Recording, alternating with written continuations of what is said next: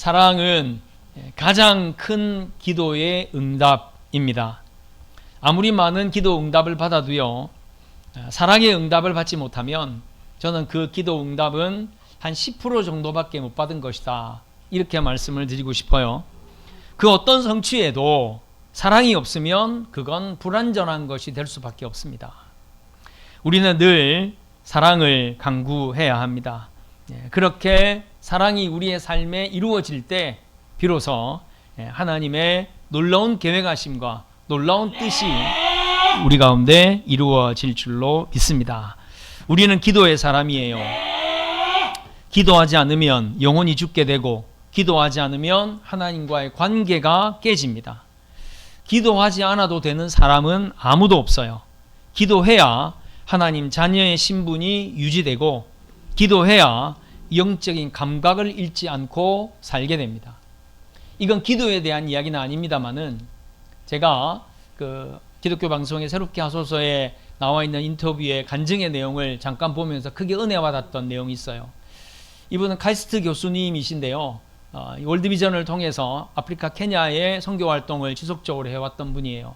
근데 이분이 그 아프리카에 전기가 없으니까 너무 어둡게 사는 분들을 보고 마음이 너무 안타까웠어요. 그래서 거기에 널려 있는 이 재활용 쓰레기들을 활용해 가지고 이제 전구를 만들 수 있는 걸, 카이스트 교수니까 그걸 만들어 가지고 가져갔어요. 태양열을 연결하고, 그 다음에 버려진 PT병 안에다가 조그마한 전구를 넣고 파이프를 이렇게 연결하면 불이 들어올 수 있는, 그리고 또 그 안에 이제 건전지를 넣어서 충전 건전지를 넣어 가지고 밤에 불을 켤 수 있도록, 그리 집집마다 나눠줬어요. 맨 처음에 그 케냐에 있는 추장님 집에 먼저 불을 켜줬답니다. 그러니까 보통 보면 7시 이후에는 사람들이 아무것도 못해요. 너무 어두우니까. 그런데 추장님 집에 전등을 하나를 탁 켜줬어요. 7시 이후에 8시가 됐는데도 환해진 겁니다. 그렇게 환해졌는데 어떤 현상이 일어났느냐면, 온 동네 아이들이 그리로 모인 거예요. 그리로 모여가지고 뭘 했겠어요? 그리로 모여가지고 성경책을 읽더랍니다. 케냐에 그 나라 말로 성경책을 번역해서 벌써 이미 나눠줬는데, 낮에만 읽었는데 이제 밤에도 읽을 수 있게 된 거예요. 아이들이 성경책을 읽는 거예요. 아이들이 성경책을 읽는 모습을 보면서 그 교수님이 너무 마음이 뿌듯했다는 거예요. 그래서 그게 한 며칠이 지났는데 아이 중에 하나가 그 교수님한테 물어보더라는 거예요. 교수님은 크리스찬이세요? 물어보더라는 거죠. 그러니까 이 교수님이 너무 황당해가지고, 야, 내가 지금까지 얼마나 열심히 성경책도 나눠주고 복음도 전하고 그랬는데 당연히 크리스찬이지, 그렇게 대답을 했는데, 한 아이가 뭐라고 얘기를 했느냐면, 그런데 왜 성경 읽는 모습을 한 번도 못 봤죠, 제가? 그 교수님이 머리를 크게 한 대 맞은 듯한 느낌을 받았다는 거죠. 크리스찬인데 왜 성경을 읽지 않습니까? 그 조그마한 꼬마 아이가 그 밤에 성경책을 읽게 되면서 말씀에 대한 기쁨을 누리면서 이제 한 명이라도 예수 안 믿는 사람에게 복음을 전하려고, 보니까 이분은 성경책 읽는 걸 한 번도 못 봤거든요. 그러니까 예수님 믿습니까? 저는 그 간증을 들으면서 도전을 많이 받았어요. 그러면서 또 이걸 오늘 말씀으로 적용을 시켜보니까, 만약 여러분들 주위에서 누가 여러분도 모르는 사이에 복음을 받았어요. 복음을 받고 또 기도의 은혜를 경험했습니다. 그래서 여러분에게 다가와서, 누구 예수 믿으세요? 나 교회 다니는 지가 몇십 년이나 됐는데 내가 교회 다니는 줄 몰랐어? 근데 기도하는 걸 한 번도 못 봤어요. 만약 그런다면 여러분들, 우리가 어떻게 했냐 하는 거죠. 그리스도인이 성경을 읽는 것도 우리의 삶의 핵심이 되어야 할 뿐만 아니라, 기도는 우리의 삶의 호흡이라는 걸 우리가 너무나도 잘 알잖아요. 기도에 대해서는 끝없이 그 필연성을 설명할 수 있습니다. 기도는 끝이 없는 것이고요, 기도는 다한 것이 있을 수도 없어요. 저는 어렸을 적에 정말 공부하라는 이야기가 얼마나 귀에 못이 박혔는지 몰라요. 그래서 언제는 정말 열심히 공부했는데 또 공부하라 그래가지고 공부 다 했어요 그랬다가, 공부를 다 하는 게 어딨냐, 그 말을 듣고 충격을 받아가지고 공부는 끝이 없는 거구나, 공부를 다 했다는 말은 다시는 하면 안 되겠구나. 비슷한 사건이 또 있었어요. 기도원에 가서 기도를 하는데 이제 예배 다 마치고 통성기도 하잖아요. 뭐 저는 나름대로 열심히 기도하고 이렇게 멀뚱멀뚱하고 있으니까 저희 어머니가, 뭐하냐 기도 안 하고. 나 기도 다 했어. 기도를 다 하는 게 어디냐, 기도를 다 하는 게 어디냐. 그것도 저에게는 큰 충격이었습니다. 여러분, 우리가 천국 가는 그 순간까지 기도해야 합니다. 기도만큼 안전한 것이 없고요. 기도만큼 나를 강건하게 만드는 것 또한 없어요. 인간이 타락해서 하나님과 단절됐지만 하나님께서 하나님과 연결될 수 있는 딱 한 가지를 우리에게 주셨는데 그게 기도인 거죠. 아직도 성전이 없을 때, 아직도 하나님 앞에 어떻게 제사를 드려야 하는지 전혀 규정된 바가 없을 때 아브라함이 어떻게 하나님께 택함을 받았겠어요? 하나님께서 아브라함의 뭘 보시고 아브라함과 그렇게 소통하셔서 아브라함을 선택하셨겠습니까? 저는 아브라함 역시 기도의 사람이었다. 그가 기도하지 않았다면 어떻게 하나님과 연결됐겠습니까? 그래서 성전을 지은 이후에도 하나님께서 이 성전은 기도하는 집이다. 그렇게 분명히 정의를 내리셨던 것을 우리는 알 수 있습니다. 성전만 왔다 갔다 한다고 신앙이 완성되는 거 아니라는 것을 예수님도 분명히 말씀하셨고요. 우리가 하나님께 기도하는 자세를 가져야 비로소 우리의 신앙이 온전해진다라고 하는 것. 이걸 깨닫게 되는 것이에요. 지금 예루살렘에는 성전이 없잖아요. 지금 예루살렘은 이스라엘의 수도도 아닙니다. 지금 예루살렘은 그 어느 나라도 소유하고 있지 않은 땅이에요. 그 땅에 그나마 성전 서쪽 벽이 남아 있잖아요. 그걸 우리가 통곡의 벽이다 이렇게 말하는데요. 저도 거기 가봤습니다마는 그 통곡의 벽에서 그들이 뭘 하겠어요? 그들이 통곡의 벽에서 하나님 앞에 제사를 드리겠습니까? 그 통곡의 벽 앞에서 그들이 누구를 성경을 가르치겠습니까? 그 통곡의 벽 앞에서 딱 한 가지만 할 수 있어요. 그게 뭐냐면 기도하는 거예요. 기도. 그래서 유대인들이 그 위에 이 빵떡 모자를 쓰고 있는 유대인들이 거기에다 머리를 이렇게 부딪히면서 거기에다가 온갖 기도 제목의 쪽지를 그 바위 틈틈에 꽂으면서 그곳에서 기도하고 있는 모습을 봤어요. 저는 하나님께서 왜 성전을 그 서쪽 벽 하나만 남기셨을까? 성전이 으리으리하게 번쩍하게 놓여져 있지 않아도 그 놓여져 있어도 그들이 거기서 기도 안 하니까 이제는 기도밖에는 할 수 없는 그 서쪽 벽 하나만으로라도 하나님 앞에 기도하게 하시려고 하나님께서 그것만 남기신 것이 아닌가 그런 생각이 들었어요. 우리가 하나님 앞에서 뭐 그렇게 대단한 일을 할 수 있겠어요?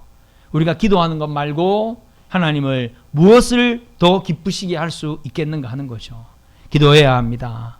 기도해야 하나님을 알게 되고 문제 해결함을 받고 기도해야 능력을 경험하게 되는 것을 믿으시기 바랍니다. 무슨 기도를 어떻게 해야 될까? 방법은 예수님께서 산상수훈을 통해서 잘 가르쳐 주셨어요. 중언부언하지 말고 조용한 가운데서 기도하고 그리고 사람에게 보이게 하는 것이 아니라 하나님 앞에 기도해라. 기도의 자세를 잘 가르쳐 주셨습니다. 또 좋은 모범도 있잖아요. 기도의 좋은 모범들, 구약 성경에는 한나의 기도, 정말 몸부림치면서 정말 하나님 앞에 간절히 기도하는 하나님이 아니면 내 문제를 해결하실 수 없다는 그 절규의 그 한나의 기도. 그리고 또 신약 성경에 보면 세리의 기도를 예수님께서는 칭찬하셨어요. 세리가 바리새인과 같이 기도해요. 바리새인은 성전 이렇게 앞에 나와가지고 두 손을 높이 들고 기도하는 거죠. 근데 세리는 저 뒤에서 기도하는 겁니다. 바리새인이 세리가 저 뒤에 있다는 걸 알고 뭐라고 기도합니까? 하나님 감사합니다. 제가 저 세리처럼 안 되게 해주셔서 감사합니다. 세리처럼 저렇게 사람들에게 손가락질 당하고 사람들의 돈을 토색하고 그렇게 살지 않게 해주셔서 감사합니다. 그렇게 기도했어요. 그런데 뒤에서 세리는 어떻게 기도했다 그랬습니까? 눈물을 흘리며 목소리도 못 내고 하나님 저는 죄인입니다. 하나님 저를 용서해 주십시오. 그 기도를 하나님께서 들어주신다. 예수님의 말씀이에요. 또 예수님의 모습을 보면 우리가 기도를 어떻게 해야 하나 알 수 있습니다. 한적한 곳에 가서 기도하셨죠? 아무도 없는 곳에서. 그리고 이른 새벽에 기도하셨어요. 이른 새벽에. 왜 이른 새벽에 하셨겠습니까? 하루의 시작을 기도로 시작하는 거지요. 그리고 예수님은 습관처럼 기도하셨어요. 습관처럼. 그리고 또 예수님의 겟세마네 동산의 기도를 생각해 보면 아주 인간적인 기도도 예수님께서 하셨다는 걸 우리가 알 수 있습니다. 여러분이 힘들고 괴롭고 여러분 정말 억울하고 그럴 때 기도하는 거죠. 이 잔을 좀 저에게 옮겨주세요. 하나님 제가 뭘 잘못했습니까? 그런 기도할 수 있습니다. 그렇지만 내 원대로 마시고 아버지 뜻대로 되기를 원합니다. 그렇게 마무리 지을 수 있는 기도, 그 기도를 예수님께서 우리에게 가르쳐 주셨죠. 이제 중요한 것은 기도의 내용입니다. 도대체 무슨 내용으로 기도를 해야 하나? 그 내용이 바로 우리가 늘 암송하고 늘 예배 때마다 고백하는 주님이 가르쳐 주신 기도이지요. 마태복음에 나온 내용과는 좀 차이가 있습니다. 하지만 그 내용은 사실은 동일하죠. 오늘 본문에 나와 있는 내용을 일단은 먼저 한번 살펴보도록 하겠습니다. 첫 번째로요.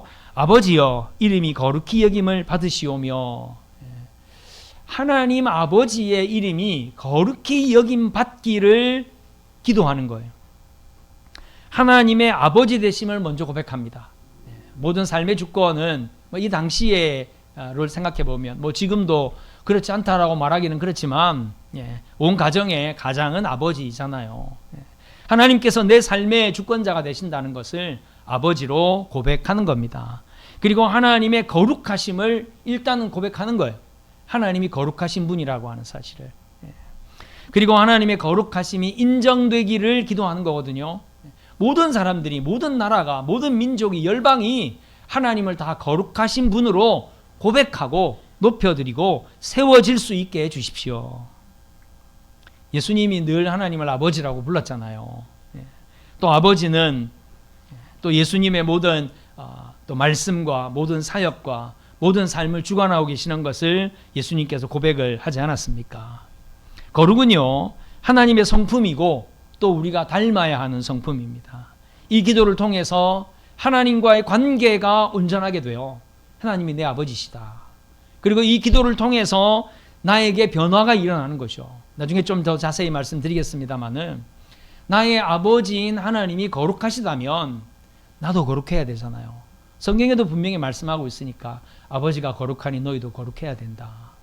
우리가 이 기도를 통해서 하나님과 나와의 관계가 분명하게 정립이 돼요. 그리고 내가 어떤 삶을 살아야 하는지에 대한 분명한 깨달음을 가지게 된다는 것입니다. 두 번째로는 나라가 임하시오며, 하나님의 나라가 임하시기를 기도하는 겁니다. 하나님의 나라는 하나님이 통치하시는 나라잖아요. 우리가 하나님의 나라, 하나님의 통치하심을 열망하는 기도가 이 기도입니다. 하나님이 통치해 주십시오. 하나님께서 저를 가르쳐 주시고 하나님께서 명령해 주십시오. 그러면 제가 따르겠습니다. 내가 순종할 때 하나님의 나라가 나에게 이루어지는 것 아니겠어요? 내가 하나님의 말씀에 순종하고 살 때 그 영향력으로 이제 하나님의 나라가 확장되는 겁니다. 저는 신학교 다닐 때 저희 친구의 질문에 큰 도전을 받았어요. 너의 비전이 뭐냐? 그래서 그때는 찬양 선교하는 게 내 비전이다 그랬어요. 그랬더니 그래, 좋은 비전을 가지고 있구나 이렇게 말할 줄 알았어요. 그랬더니 그 친구가 그래요. 네 비전이 찬양 선교가 되면 안 돼. 그렇게 말하더라고요. 그래서 야, 뭔 소리냐? 그랬더니 우리의 비전은 하나님의 나라가 돼야 돼. 찬양 선교를 통해서 하나님의 나라가 이루어지는 것이어야 해. 그 대학교 1, 2학년 정도였던 것 같은데요. 저에게 그렇게 도전을 줬어요. 그 친구가. 우리의 비전은 하나님의 나라가 돼야 됩니다. 여러분들에겐 다양한 꿈이 있잖아요. 다양한 목표가 있잖아요. 근데 그걸 통해서 하나님의 나라가 이루어지기를, 그걸 통해서 하나님의 더 강력한 통치가 이루어지기를 원해야 한다는 사실이죠. 하나님의 나라는 먼저 우리 안에 이루어져야 한다는 것 우리가 잘 알고 있지 않습니까? 여러분 안에 하나님의 명령이 선명하게 들려지고 있습니까? 하나님의 명령에 여러분들이 선명하게 순종하고 계십니까? 그것이 이루어지기를 여러분들이 기도해야 한다는 사실이죠. 세 번째로는요, 우리에게 날마다 일용할 양식을 주시옵고, 날마다 일용할 양식에 대하여 하나님 앞에 기도하라고 예수님 말씀하셨어요. 하나님은 우리의 필요를 잘 아시는 분이죠. 우리의 양식과 우리의 먹을 것, 입을 것, 어떤 대목에서는 예수님이 그거 다 하나님이 아신다. 그런데 그거 하나님이 다 아시니까 기도하지 마라 그러셨나요? 아니죠. 하나님이 다 아시니까 뭐 하지 말라 그랬어요? 염려하지 말라 그랬어요. 염려하지 마라. 염려는 내려놓되 하나님 앞에 기도는 하라는 거예요. 나에게 필요한 것을 하나님 앞에 진솔하게 기도하는 거지요. 여러분, 사실 우리가 먹고 사는 문제는 인간의 가장 기본적인 욕구이고 가장 기본적으로 필요한 거잖아요. 그런데 이렇게 가장 기본적인 것을 하나님 앞에 기도하라고 하신 이유가 뭘까? 제가 좀 묵상해 봤습니다. 우리가 이 먹을 것을 위해서 기도한다면 먹을 것에 대하여 당연히 감사하지 않겠습니까? 여러분들이 먹을 것에 대하여 감사하지 않는 이유는요, 먹을 것을 놓고 하나님 앞에 기도 안 하니까 그런 거예요. 나에게 있는 이 먹을 것이, 나에게 있는 이 일용할 양식이 내가 기도한 것이 아니라 내가 수고하고 땀 흘려 얻어서 번 돈으로 이루어진 거라고 생각하면 그걸 여러분 감사하겠느냐 하는 거죠. 이스라엘 백성들은 만나를 먹으면서 하나님 앞에 어떻게 감사하지 않을 수 있겠어요? 그들의 수고로 얻은 것이 아니기 때문에 하나님이 주신 100%의 기적으로 얻은 것이니까 그들이 감사했겠죠. 저는요, 여러분들이 먹을 것을 위해서 기도해야 한다고 생각합니다. 좀 구체적으로 예를 들어 말씀을 드리자면, 하나님 오늘은 보얀 쌀밥과 아주 진하게 우러난 이 사골 국물과 또 잘 익은 김치랑 같이 밥을 먹게 해주세요. 이런 기도를 하라는 것이 아니라, 이왕이면 하나님 이것이 나에게 좋은 영양분이 되고, 지금 내 건강에 이런 좀 문제가 있는데 내 건강이 잘 회복될 수 있는 그런 음식으로 먹을 수 있도록 하나님께서 인도해 주세요. 이런 기도는 우리가 얼마든지 할 수 있는 그런 기도가 아니겠어요? 제가 알고 있는 어떤 분은 자주 그런 얘기를 해요. 언젠가 갑자기 누군가에게 대접을 받을 일이 생겼다. 그래서 그 식사를 나누면서 내가 며칠 전부터 이게 너무 먹고 싶어서 내가 하나님 앞에 기도했는데 하나님 이렇게 들어주시네, 그런 이야기를 들은 적이 있습니다. 그런 기도 여러분 유치하다고 생각하지 마세요. 얼마든지 하나님께서 들어주시는 기도예요. 우리의 양식을 위하여 기도하면 우리가 먹는 양식에 대하여 우리가 비로소 하나님 앞에 감사할 수 있으니까요. 네 번째로는 우리가 우리에게 죄 지은 모든 사람을 용서하오니 우리의 죄도 용서해 주십시오. 저는 여기에서 털커덕하고 걸리는 한 단어가 있습니다. 그 단어가 뭐냐면 바로 모든이라고 하는 단어예요. 우리가 우리에게 죄 지은 모든 사람을 용서하오니 우리 죄도 사하여 주시옵고. 제가 가장 기억에 남는 송구영신 예배가 있어요. 중학교 2학년 때 송구영신 예배 때인 것 같습니다. 그때 한창 제가 막 은혜를 많이 받았을 때니까요. 담임 목사님이 송구영신 예배 때 성도들에게 약간은 명령조로 말씀하셨어요. 여러분들이 아직까지 용서하지 못하고 있는 누군가가 있다면 지금 이 시간에 용서하라. 그것까지는 큰 은혜가 됐어요. 깊이 묵상했습니다. 근데 목사님이 뭘 말씀을 하셨느냐면, 지난 한 해 동안에 내가 빚을 돌려받아야 되는데 나에게 빚을 돌려주지 못한 사람이 있으면 오늘 이 시간에 탕감해줘라. 그렇게 말씀하시더라고요. 그래서 제가 엄청 충격이었어요. 과연 이걸 실천할 수 있는 사람이 얼마나 있을까. 그러면서 한편으로는 또 무슨 아주 인간적인 생각을 했냐면, 저희가 그 당시에도 좀 삶이 그렇게 녹록지 못했어요. 저희 어머님이 옆집에 가서 이렇게 500원씩 빌리고 또 다른 옆집에 가서 한 2,000원씩 빌리고 사실 그랬던 적이 있었거든요. 그러니까 그렇게 우리 엄마한테 돈 빌려준 사람 이 자리에 있었으면 얼마나 좋을까, 이런 생각도 했습니다. 여러분, 예수님께서 우리에게 우리에게 죄 지은 모든 사람을 용서하오니 라고 고백하라고 말씀하셨어요. 그렇게 고백하고 우리의 죄도 용서해 주십시오라고 우리의 죄 사함을 하나님 앞에 구하라고 말씀하고 계시는 거예요. 저도 오늘 여러분들에게 한번 강력하게 말씀드리고 싶어요. 여러분이 용서하지 못하고 있는 분이 있으면 지금 이 시간이 기회입니다. 왜냐하면 하나님의 말씀이 우리에게 주어졌고 하나님의 말씀이 주의 종을 통해서 선포됐으니까 내가 이 말씀에 순종하겠습니다. 그러면서 여러분 용서하세요. 용서하면요, 우리에게 얼마나 위대한 역사가 일어나는지 몰라요. 내가 먼저 용서해야 용서를 구할 자격이 주어진다는 말씀이죠. 여러분, 용서가 결국은 인류가 구원을 얻은 방법이에요. 하나님이 우리를 용서하셨으니까 우리가 구원받은 것 아닙니까? 구원을 가능하게 했던 것이 용서라면 우리가 할 수 있는 가장 가치 있는 일이 있다면 그건 용서라고 하는 사실이에요. 다섯 번째로, 우리를 시험에 들게 하지 마시옵소서. 시험 들게 하지 마시옵소서라고 기도하라는 거죠. 유혹의 상황이 생기지 않게 해주십시오.